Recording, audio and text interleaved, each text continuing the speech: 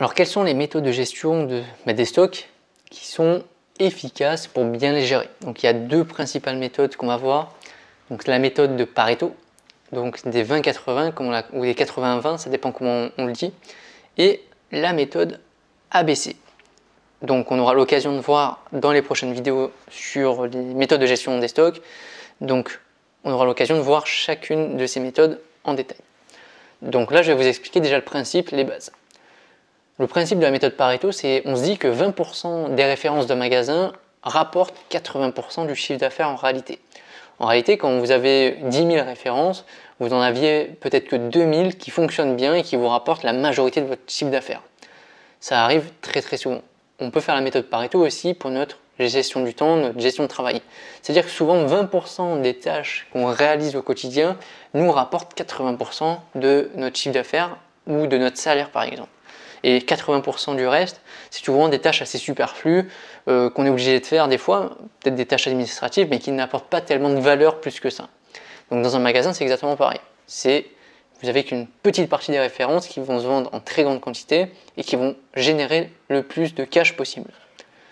La méthode ABC, c'est exactement le même principe. La seule différence, c'est que les tranches sont différentes. Donc par exemple, on dit que 10% des références des plus importantes vont générer 60% du chiffre d'affaires. Donc c'est la catégorie A. La catégorie B, 40% suivants vont générer 30% du chiffre d'affaires et ensuite le reste générera que 10% du chiffre d'affaires.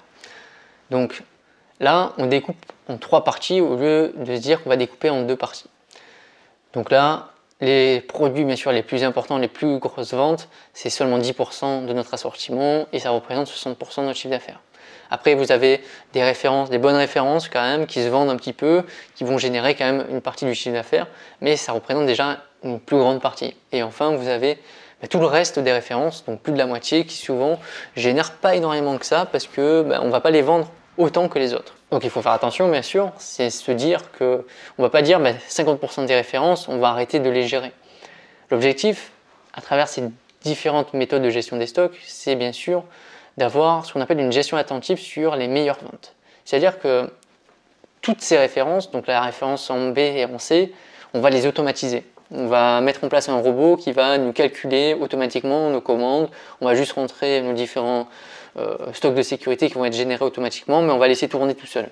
Et on va, en cas de rupture, on va peut-être booster un peu les commandes, mais sans plus. Par contre, sur les 10% les plus importantes, là on va avoir une gestion des stocks extrêmement attentive.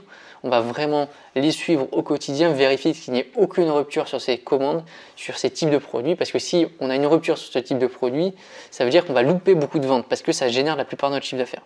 C'est là l'idée d'avoir une technique de gestion des stocks très efficace.